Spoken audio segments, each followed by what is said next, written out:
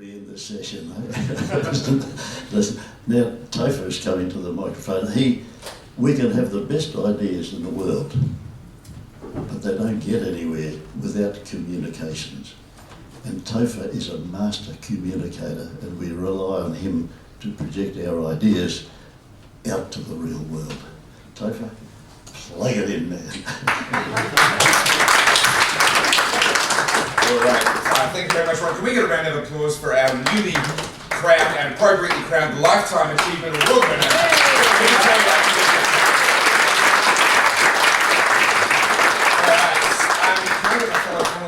Can you pass me that little group of objects down the end of the table there? As bizarre as they may seem, there is method to my madness. All right, as soon as we get this up. All right, so this is a combination of sort of an old-fashioned slideshow. That's meant to be there, yes, that's meant to be there. It's unused, yes. Okay, I have a couple of, I need that bottle of water as well, please. I have a bit of a show and tell and a photo session, yes please. Thank you. For you here today. I have a bottle of water. I have a pair of very stylish canvas shoes here with pictures of Caracas printed on the sides. I have a condom. We'll be talking about that in just a minute. I have a very weathered and worn roll of toilet paper. Don't judge it by its outward appearance. We know that it's what's on the inside that counts. And it's been halfway around the world and back. Give it a break. I have some Venezuelan currency here. We'll be talking about those objects in just a minute, but for the moment, what I want to start with is telling you why I even went to Venezuela in the first place. So, the lady in the white dress in the middle there, her name is a very, very important friend to me, a lifelong friend, and she was getting married to a Colombian fellow. What did I do? She was getting married to a Colombian fellow and in Venezuela, and asked me to be her groomsman, her bridesman. And of course, I'm not one to pass up the chance to walk around for a day in a dress and makeup, so I gratefully, no, hang on, that's, sorry, different thing. I gratefully accepted the invitation. So this is her and her Colombian fiance, now husband, and there's just a better picture there so you can get an idea of who we're talking about. This is the reason why I went to Venezuela in the first place. Venezuela is an absolutely stunning country. It has so much going for it in the natural sense of the word. Not only is it beautiful, it is also really well situated just below the US, where you have 300 million wealthy consumers all willing to spend money on the sorts of things and the sorts of experience and the sorts of products that Venezuela can create. They have, I believe it's the largest proven reserves of heavy oil in the world. Obviously the fracking revolution has shifted the balance somewhat, but in terms of old school heavy oil, they also are an abundant source of diamonds and of emeralds. So they have an awful lot going for them, incredibly beautiful. If you haven't travelled to that part of the world, do yourself a favour and get there. Tropical wildlife, tropical plants and so forth, just absolutely stunning. And I just had to throw this in here because that for me was the picture of the trip. It's a little hummingbird sipping away at a plant there who just showed up at the right moment when I had my camera in my hand. So absolutely incredible country, and there is no natural physical reason why they should be a collapsing dictatorship as we speak. Venezuela, tragically, I believe, is the socialist object lesson of my generation. We are watching it collapse, and we ought to be learning the lessons from it. What I want to talk about today are some of the lessons. Just historically, a bit more perspective, they are a deeply religious country. They have a very strong Catholic tradition that they inherited from the Spanish when they were invaded. And if you're a Doctor Who fan now, you know where the Weeping Angels come from. So this is actually in Colombia. That's my wife there. We went traveling together, and this is the city of Caracas from one of the many cable cars there. All that gets us started. However, this is the absolute nail in the coffin. If you are wondering why people would want to travel to this part of the world, see that enormous glass in that picture? That was a very strong cocktail. You know what it cost us? 70 cents. Every time we bought one of those, we saved ourselves $15. So we figured if we bought about 1,000 of them, we'd actually make a profit on the trip. I don't have a degree in economics, but I'm sure that's how it works. All right, but despite being such a fantastic country in so many ways, the people are incredibly poor. This is a photograph I took out the side of the car, and I have to apologise for the quality of a lot of the photos that are coming. You don't want to be seen taking photographs in public in Caracas. So a lot of it was little iPhone things while we're traveling or walking past things. If you come to the attention of the wrong person, you can be in a world of hurt very, very quickly. So a lot of this was from cars. Now that is just to give you some idea. This is a Venezuelan $2 note. That paid for lunch for less than 10 people. That is their 50 and $100 notes, which are the biggest notes they have. Okay, so that's our $150 notes. They're the biggest notes we have. Those are the biggest notes they have, lunch for less than 10 people. They're impoverished because their money has become worthless. This is the father of the bride on the left, me in the middle, and the groom on the right. We are not doing a drug deal. We're just getting ready to go shopping for the day. Now, yes, my wife can spend an awful lot of money, but even so, that's ridiculous. That is what we had to pack into our bag to carry for one day's shopping. That was what Eddie and I carried. This is actually the contents of Eddie's bag. You'll see some lovely Cuban cigars. We got stuck into those. We absolutely thoroughly enjoyed the freedom to buy Cuban cigars over there. Wads of cash, cigar cutter, toilet paper, very important in Caracas. We'll get to that in a minute. And then passports, of course. Now, they are impoverished and they cannot get their hands on basic goods. Why? Well, the government said that bottles of water for the people of Venezuela are a human right. And so therefore they regulated the price. And they said that a bottle of water should sell for what for us would be around about 5 cents. Now, unfortunately for them, the law of unintended consequences, elasticity of demand, all those things that we know about, but bureaucrats tend to ignore, kicked in. And what happened was shopkeepers went, hang on, I'm going to lose money on every single one of these that I sell because the government has regulated the price down to the point that I can't turn a profit. So you know what? I'm not going to sell one. So in their efforts to make water affordable for poor people, what they did was they made it unavailable. They did the same thing to toilet paper because toilet paper is an essential human right. So they regulated the price and they said, we need to make sure everyone can afford toilet paper, and instantly there was a toilet paper shortage. Can't you use the money? I was going to get to that. The reason I have a 2 bolivar note is because if you warm it up in your hands and soften it a little bit, it is both nicer and cheaper. I'm not actually making that up. 2 sheets from this is worth more than this. I'm not actually making that up.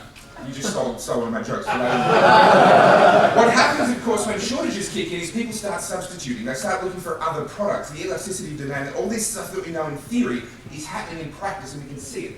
Through the bars in that photo, and unfortunately that was the best I could get again without putting myself at risk, you can see a lineup. There is a very long line down the street there waiting to get into a grocery store to buy basic goods, because those stores that do get deliveries sell out instantly. So these goods have become almost impossible to get. And in fact, even if you have money, you will struggle to find them, simply because that shopkeepers are being forced to lose money on them. Now, of course, there is a black market, where, I shouldn't say a black market, there is a real market that hasn't been manipulated by the government, that does happen in the background, and we'll get to, we'll talk a bit more about that in a minute. This is another line of some more cues. It was quite a regular thing. Again, you get caught photographing one of those, you get in a lot of trouble, so that's just sort of shaky iPhone pictures as I walk past. Talk about the elasticity of demand. People can't get water bottles anymore because they're so cheap. The government looked after them and now they can't buy them. So what we have here is an anti-obesity poster clearly aimed at Coca-Cola, even though they don't have the Coca-Cola brand on it, saying don't drink soft drink, it'll make you fat. Well, why do you think everyone's drinking soft drink? Because you can actually buy a soft drink. You can actually find it. It's also still quite cheap, even though the price isn't regulated, and you couldn't get a bottle of water even if you wanted to. The government is now spending money advertising to the public, telling them not to do what the government forced them to do. This is a photograph that we took of my wife's suitcase just before we went into Venezuela. Now you'll notice around here you'll see enormous amounts of shopping. In the middle you'll see the most essential supply. A piece of travel advice: do not get gastro in a country that is suffering from an acute toilet paper shortage. I made that mistake, please don't do that. We thankfully brought 4 of these jumbo toilet paper rolls in with us because we've been forewarned. In the bottom right hand corner, the more keen-eyed among you already know what that is 420 condoms, which we brought in because there is also an acute condom shortage because the government decided that they're a human right. Safe sex is a human right, so we're going to make sure everyone can afford it, which all of a sudden means no one can get it. The best man at the wedding went to 7 stores looking for condoms to buy so that he could give them to the groom so that he'd have condoms on his wedding night. Could not find them. And then this crazy guy showed up with 420 of them. Now, let's talk about the impact in terms of everyday life. This is a shop that is full of clothing. This is a well-stocked store. The clothing's quite expensive for locals, but quite cheap for us. Contrast that, next door, this is a Puma shop. Now you can see the empty racks of shoes on the right-hand side. If you have a look at the racks in the back, you'll see that there are very few items of clothing hanging on each rack. This store is half empty. They're side by side. Why is there a full store and a half-empty store? In fact, here is a toy store. Children in Caracas are either extremely happy or extremely unhappy, depending on how you think this happened. I can tell you they're extremely unhappy. Here is an Apple store. Now, for me as a non-Mac user, that's one of the happiest sights in the world. Here is a Hush Puppies store. Empty, empty, empty, store after store. The worst one, any gym junkies in the room? Clearly I'm not one anymore, but I used to be. No protein, can't get it. This was the classic one, Furler. Anyone familiar with the Furler brand? This store has 3 pairs of sunglasses and a handbag. That's all they have left. But you know what happens if the manager and owner of that store don't open it? They get thrown in prison. Because the government, even though it's the government's fault that this is happening, I'll talk about exactly the mechanics of why in a moment, the government says if you don't open your store, you're inciting the people and you're trying to undermine the government. You must open your doors, even if you have nothing to sell. It is a city smothered in propaganda. This was a government-run event in the middle of the city. I got to see, there's Uncle Sam there. He was being booed as he walked around. He was obviously, paid to go in and be Uncle Sam. There's a shark there mimicking the American people. This is national television with an interview with Chavez, may he not rest in peace, who is still being broadcast on television from all of his ridiculously long addresses. I couldn't miss a photo opportunity. I had to get a photo with Uncle Sam. Now, of course, that area there, we could pull out the cameras so long as we had a big smile on our face and looked like we were on their side. Okay? Just a couple of other shots. So this is propaganda, propaganda, propaganda everywhere. You cannot escape it. And some of it is really, seriously? There is no subtlety in that. This is in public around the streets of Caracas. However, there is good news, and that is that half of the city, or in fact more than half of the city, is staunchly against the government. Everyone's protesting, but depending on who you're protesting for or against different things. If you're pro-government, you're protesting against America. If you're smart, you're protesting against the government. And there are more people than you think that are protesting against the government. In fact, you may have seen images late last year, early this year, there were enormous crowds taken to the streets of Caracas protesting against the government. I thought the government might actually fall while we were in preparation for going in, so the trip is going to get even more interesting. But the government brought out a law giving themselves permission to kill anyone they wanted to kill if they were associated with the protests, and that has temporarily put a lid on the protests. I'll talk a bit more about that in just a moment. Very quick, so this is just more propaganda, more of that sort of thing. Very quickly, I want to talk about these shoes. I met a young man named, he designed these shoes. He's an artist, one of those few artists who actually went commercial and said, you know what, other people shouldn't be paying me money for nothing, so I'm going to make a product out of my art. He made these shoes. They were tremendously popular. He'd started his own business. He was going to be an economic success story within the city of Caracas, and then the government shut him down because he needed to import canvas and they wouldn't let him. They don't make canvas in Caracas, and he's not allowed to use imported canvas. What does he do?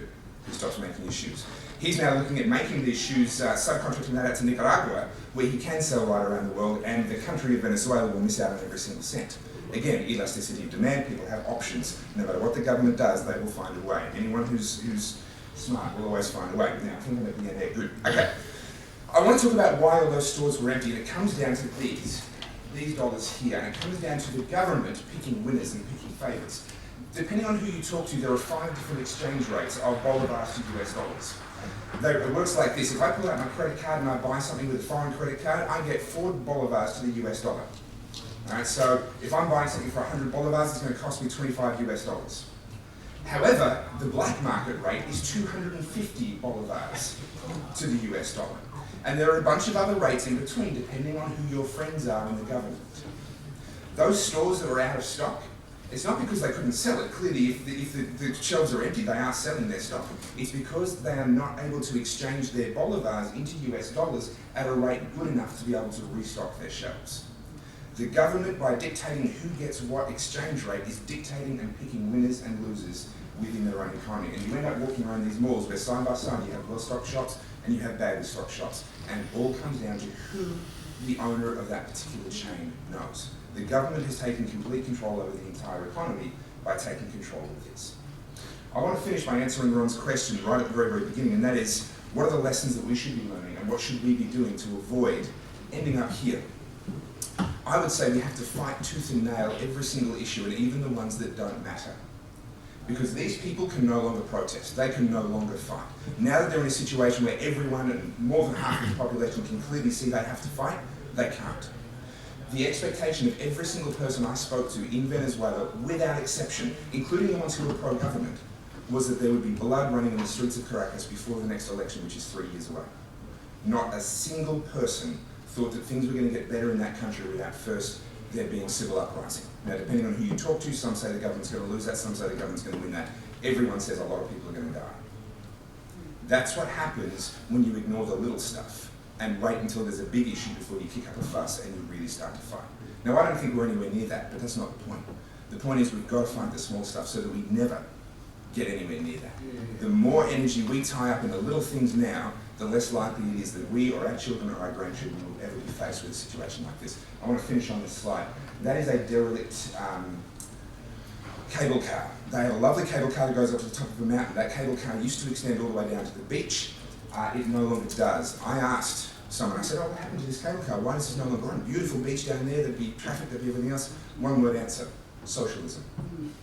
I went, oh, that's interesting. So I started asking that question. I'd see a building that was ruined. I'd see all different parts. I said, oh, what happened here? Socialism. What happened here? Socialism. I was asking different people in different places who did not hear each other's answers. They know what's wrong with their country, but they waited until it was too late before they started protesting, and now there's going to be blood in the streets. That's where it came from.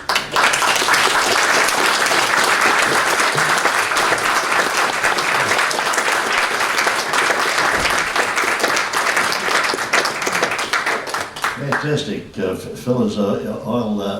I can hardly wait for the movie. Will there be a movie of Venezuela coming up? I think it'd be fantastic. I'm off to Greece with Tom Palmer in exactly 2 weeks' time to the Greek Economic Financial Crisis Summit. I will come back with the story of whether Greece is a disaster story or whether it's a supreme success story. I'm not sure, but I'll know when I get there. Some people tell me that they're successful because the people of Greece have seen what the government's doing with the money, so they've decided to defund the government and withhold taxes. It could be a good model for Australia. Okay, we have time for 3 questions. I'll start at the back of the room. By God, look at all this. Yeah, please. Trisha. Trisha's got it. Hi, firstly, Topher and Rebecca and Dan, great presentations. Thank you. Topher, I hope yours goes viral. I mean, Jesus Christ.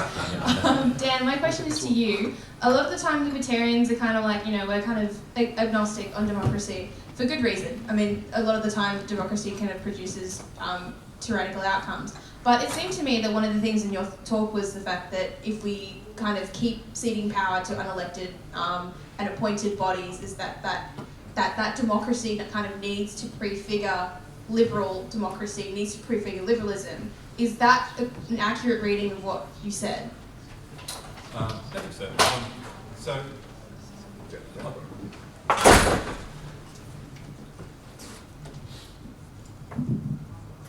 So there's a contrast in Hong Kong was not a democratic place when the British ruled it. Mainland China was also not a democratic place when Mao ruled it. But one was much more focused on limited government and had a culture of liberty. Across the border, it was not.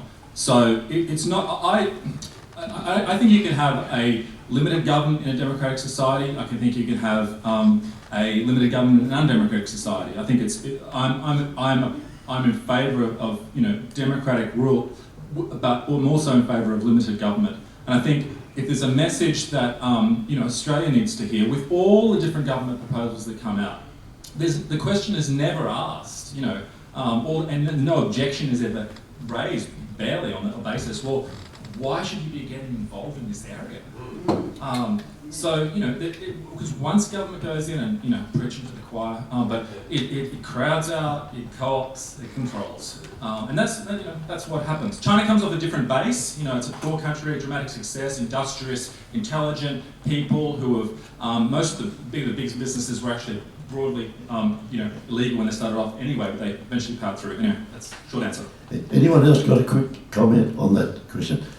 At this point, the dictator has just arrived. and I want to all put our hands together for this fabulous program.